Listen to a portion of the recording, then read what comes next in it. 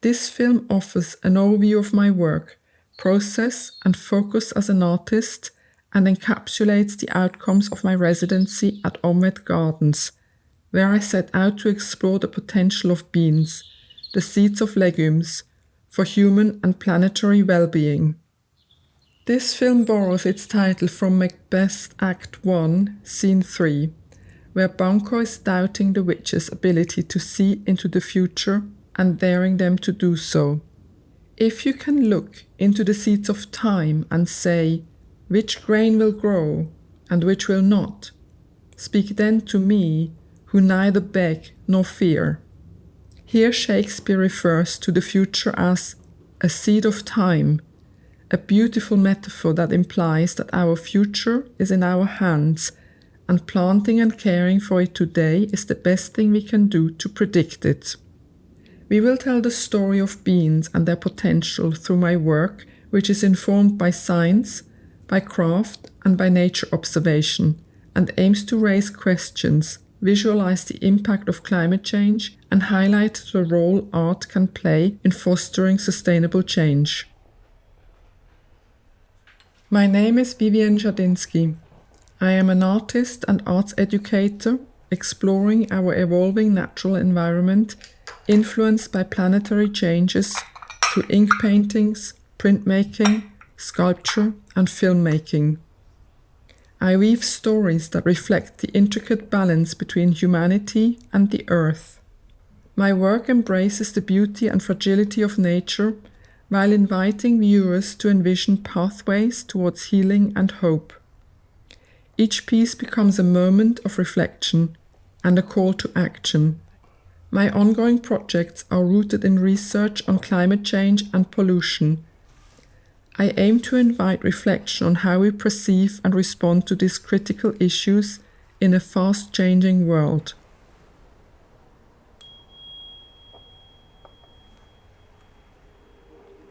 The sphere, like the Zen Enzo, symbolizes wholeness, strength, and infinity. It represents the earth. When I paint, I enter a state of disappearing, like in a Zen meditation. This disappearing aspect also mirrors the fragile state of our natural world and is reflected in the evanescent quality of my work.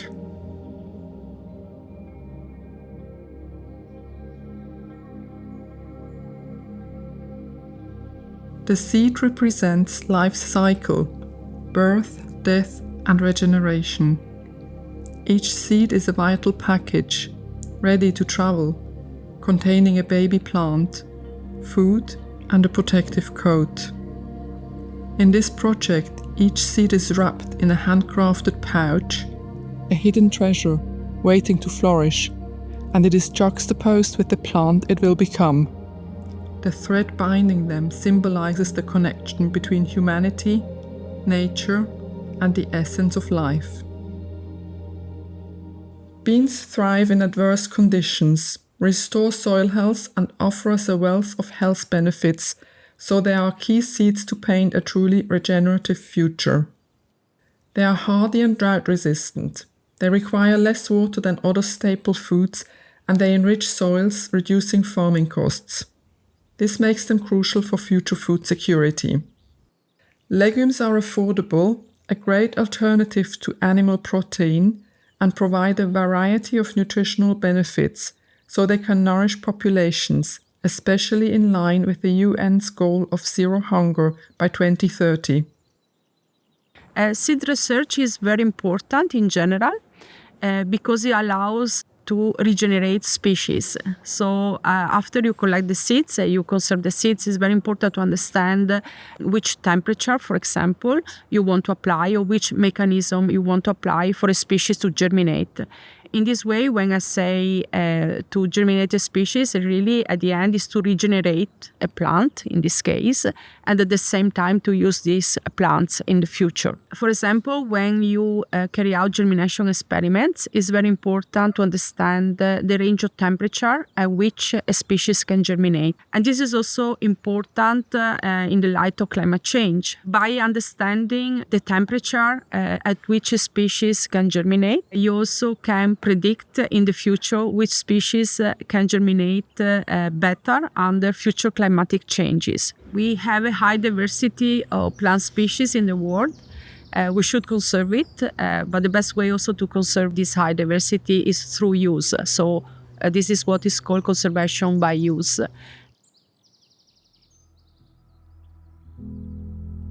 The word ecology is derived from the Greek oikos. It means a house or a place to live in. It is our home and our planet. Soil is a vital resource that supports all life. In the last 50 years, we have decimated 40% of Earth's biodiversity. The health of the human microbiome is deeply connected to the health of the planet's microbiome. The condition of our body's cells mirror the state of the soil that sustains us. Both microbiomes can respond quickly to changes and both have regenerative potential. Our survival depends on caring for and restoring the land that feeds us. My soil project has two parts: creating with natural pigments to reflect soil diversity and exploring how climate change impacts its colors, and shaping mud spheres, dorodangos, emphasizing the connection to nature through mindful creation processes. Growing beans to improve soil quality is a great way because we're looking for the fixing of nitrogen in the soil. Some soils are lacking nitrogen. So what you can do is if you grow the beans, you're looking to grow the nodules on the beans that are attached to the roots. What you want to look out for is that these root nodules are a pink color. So you can pull one of the plants, burst those nodules open, and they should pour out a red-pink color. And this is an indicator that it's fixing the nitrogen. If they're not pink, there's still some more work to do. So different microbes in the soil will either release carbon or store carbon. So if we have soils just full of bacteria don't really store carbon that well, so they blow it off into the atmosphere. Fungi will bring carbon into their bodies, they will store it into their bodies so they can keep on sequestering carbon. If I could pass on one piece of knowledge for the future to help with climate change, it would be to really take care of the fungi in the soil. With our practices, what we do is if we are ploughing through our fields or if we're in a garden setting, we're using our spade and we're digging into the soil, we end up killing the long strands of the fungal hyphae, which then means then they release the carbon. It's like the simplest solution is to take care of the small things, and then you save yourself a whole lot of work, like on the macro level.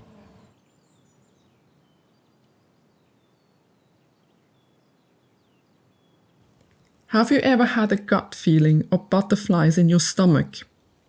These sensations emanating from your belly suggest that your brain and gut are connected. Touching soil is beneficial for our immune system, exposing us to good bacteria. Lack of this exposure may increase sensitivity to allergies. Soil microbes can create a protective layer on our skin, calming our immune system and improving gut health. Since 70% of our immune cells reside in the gut, maintaining a healthy gut is essential for overall well-being.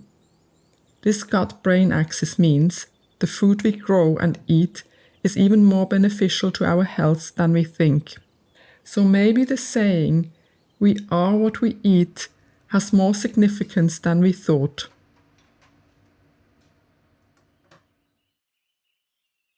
As the world changes, so does our food supply. Future foods can help diversify our diets and address global food shortages. Extreme weather events like droughts, fires, and floods are becoming more common due to climate change, so identifying staple food plants that can withstand these challenges is essential for long-term food security. Our eating habits impact land use and the entire food system, but as individuals, we can contribute to making necessary changes. Food connects to our bodies through consumption, transforming natural elements into culture. Food culture represents the conversion of nature into ecosystems, with rich rituals and stories attached. Food fuels us and our health is linked to our surroundings. What constitutes an environmentally friendly diet? The way we eat and produce food affects both our health and the environment. Could beans improve human health amid nutritional deficiencies? Diet is personal, influenced by health, culture, and values. However, climate change through extreme weather, land degradation, and water scarcity undermines efforts to eradicate hunger. As of 2023, around 733 million people worldwide faced hunger, which equates to about 1 in 11 people globally. As of June 2024, approximately 1 in 6 households here in London experienced food insecurity. I think it is worth rethinking our food systems. The frequency of climate-related disasters has doubled since the 1990s, harming agricultural productivity, driving up food prices, and reducing access to food. Beans can greatly improve health and help address world hunger due to their rich nutritional profile, affordability, and sustainability. They are easy to grow in diverse climates and are full of proteins and fiber. Most legume seeds that we call beans and pulses have got this wonderful mix of really complex carbohydrates for slow release energy, as well as a really kind of wide array of amino acids in the forms of proteins that are really essential for human health. Most people, when they think of legumes, they think of protein and getting the proteins they need. I think what's missing from that picture is the nuance. Legumes, beans and pulses have got this really amazing kind of package. They come in a package that has both the protein, which is one aspect only, but also fiber, for example, the minerals, the complex carbohydrates that are so good for gut health. If you're trying to diversify your diet for your own health, human health, gut health, then adding a diversity of legumes is the key. The spring of 2024 was a very difficult spring to grow in, particularly for beans. We had a lot of rain and really cool temperatures, especially at night, which meant that the rain brought with it lots of slugs, which just beheaded our beans as soon as they popped their heads out of the ground. And then the cooler temperatures meant that things didn't germinate very well, which meant we had to continually successionally grow and sow bean plants. We felt like we were constantly catching up, constantly removing slugs. So it wasn't an easy year to grow in at all. This spring wasn't the first wet spring we've ever had, and growing vegetables and food, you have to constantly adapt, and we do. So we'll always change and adapt to our environment, but you're just on your toes. The first year, was it 2020? We had a drought in the spring. Nothing wanted to grow because everything was so dry and hot. And the last 2 years have had a very wet spring. So growing in the UK especially, you're just always on your toes and you're always adaptive. So to other growers, particularly new growers, the only piece of advice I'd really give is to be adaptive, but also just don't give up. Just because your beans didn't grow this year doesn't mean they won't grow next year. Also try a variety of beans if you can. Fit in some peas, fit in some French beans, fit in some lab beans, and grow a few different things because you never know what might stick. In the face of the climate crisis, it's tempting to say one variety of food or one thing is going to be the thing that solves it. And beans are great for the soil. They're delicious and they're nutritious for humans and animals alike. However, it's the diversity in our crops and our varieties of vegetables, and most importantly, the way we grow them, the way we harvest them, and the way that we deliver them to humans, that will be the real thing that changes our environment. This project highlights the rapid extinction happening in our food chain by portraying many favorite foods that are threatened by a temperature increase of just 1 or 2 degrees. Nearly 1/5 of all food species are at risk of vanishing, including coffee, grapes, chocolate, bananas, avocados, chamomile, and vanilla. How do we preserve knowledge?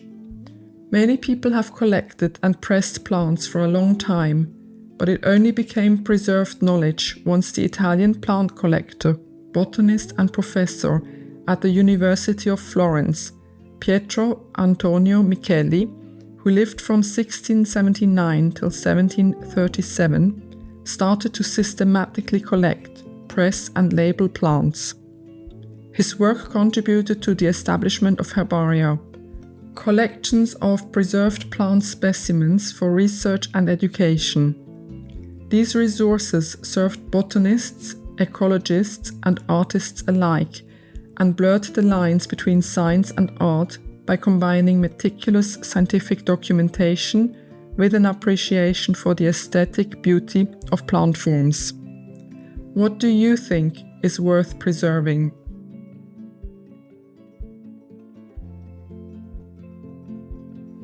There are approximately 40,000 varieties of beans worldwide, reflecting the extensive diversity within the legume family, which includes trees and shrubs. As part of my beans residency, I observed the cycle of 3 bean varieties growing at OmVed. The Essex pea bean grew with great success. The Gaia soybean usually grows really well here at OmVed, but somehow this year it did not thrive. The Pui lentil was an experiment. We hoped to show that it can grow successfully here with increased temperatures, but due to a particularly wet spring and summer, we had no breakthrough yet to prove that it could grow very well here in the future. Beans are one of the most affordable proteins. They are the cornerstone of every longevity diet around the globe. And beans are packed with more nutrients per gram than any other food in the world. I've always worked with lots and lots of genetic variation. And what you want is, you want to find the variation that allows the material to grow in the lovely long days. They're not always lovely and warm, but lovely long, and but to finish before harvest. And you're going to get find it when you look at a lot of germplasm. If you have a lot of stuff from different parts of the world, you are more likely to find the characteristics that you need. And that also helps with coping with climate change. The climate of different places all over the terrestrial globe is well known, and you can pick that up on the internet. So you can reconstruct the climate associated with each of these accessions. Now, supposing you know that the south of England is going to get warmer and possibly a bit drier. Okay, so what sort of climates today where these things were picked up would be similar to the future climate of where you're going to be? And you can start looking and thinking, okay, I'm most likely to access this part of the germplasm because maybe it's got the characteristics that I want. But you can map future climates to current similarities and then pick stuff from the germplasm that gives you a high probability or possibility of finding stuff that you might want.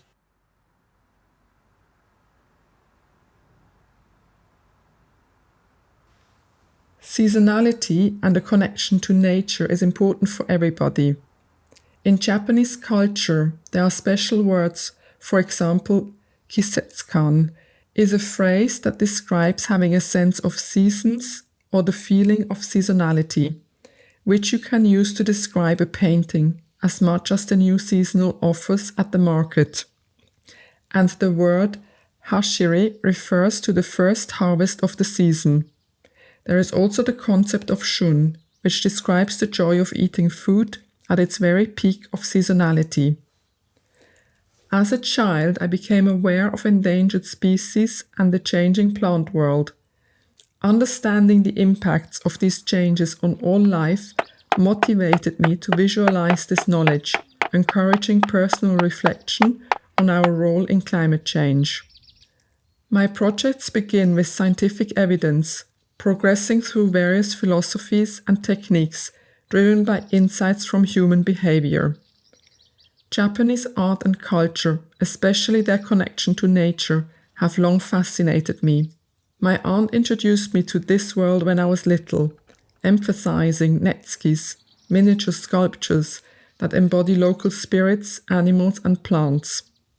The ancient belief that kami, spirits, reside in nature and the cyclical rhythms of life inspired my interest in the Japanese ink painting technique sumie.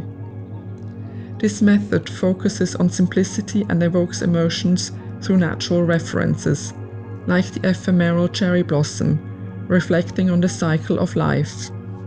Ukiyo-e, woodblock prints, are also part of my work. The process of subokuga, grinding ink, serves as a meditative practice, calming my mind. Concepts like wabi and sabi express a Japanese appreciation for natural, imperfect beauty and the passing of time, merging with my European upbringing. Using sustainable, high-quality materials is vital to my art practice. I have visited the artisans in Japan who made my ink, paper and brushes, deepening my appreciation for their craftsmanship. Their craft is endangered, and my art emphasizes endangered nature. I believe both are worth preserving. This ongoing project evolves after careful and slow observation and documents the subtle changes in plant life over 12 months, raising awareness about the need to preserve seasonal rhythms. I capture nature's transformations throughout the year, drawing inspiration from Japan's 72 micro-seasons, each lasting about 5 days.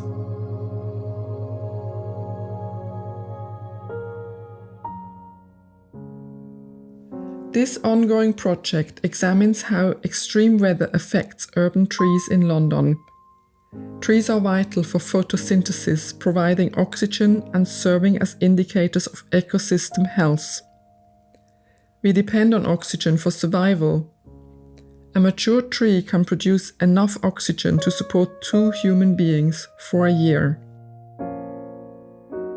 We're measuring the internal temperature of trees. This is going to be related to climate change, but also that will help us model what future pests and disease would have the potential impact for us. So what we look at is we look at long-term mean temperatures, for instance. We're just looking at temperature. So we can honestly say that the autumn and winters are going to become warmer and wetter, but our summers are going to become very hot and dry.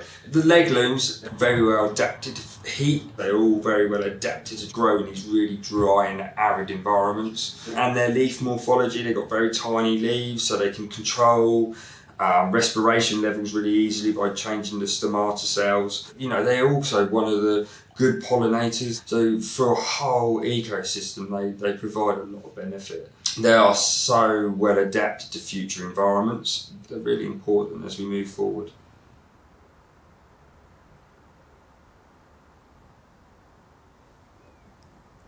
Elpis was the personified spirit of hope, trapped in a jar by Zeus alongside other daimonis. When Pandora opened the vessel, all escaped except Elpis, hope, who stayed behind to comfort humanity. How can we look at Earth as being the center of our whole story and not us? We have some power to stop global warming getting worse with nature-based solutions. Most of these actions are effective when many people take the same action. Can you reimagine a more sustainable food system? How can we be part of this cultural shift? Lean in and commit to change. The Japanese phrase itadakimasu, said before a meal, literally translates to I humbly receive or accept. It reflects deep respect and gratitude, not just for the person who prepared the food, but for everyone and everything involved in bringing it to the table, whether it's farmers, fishermen, or the plants and animals themselves. This expression is rooted in Buddhist values to thank nature, acknowledging the sacrifice of life to nourish one's own. This shows respect for all aspects of the food journey, from production to preparation. We take things for granted sometimes.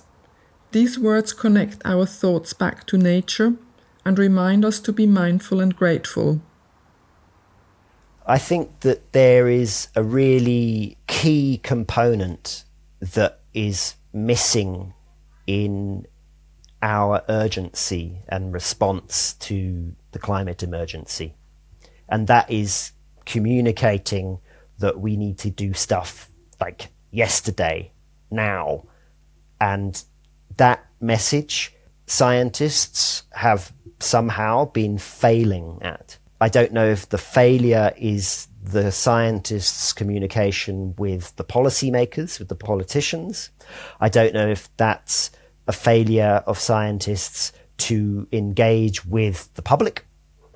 I do know it is a failure of scientists to engage with the public, we don't know how to, but we don't have the skills to, we don't have the network to do that. And therefore, art and artists are a beautiful bridge by which detached messages from scientific research can be firmly embedded in people's lives, the real world, and how we can engage in the here and the now.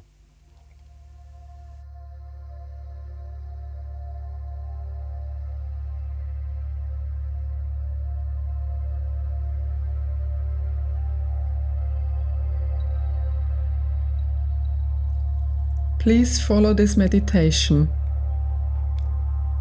Sense the earth beneath your feet.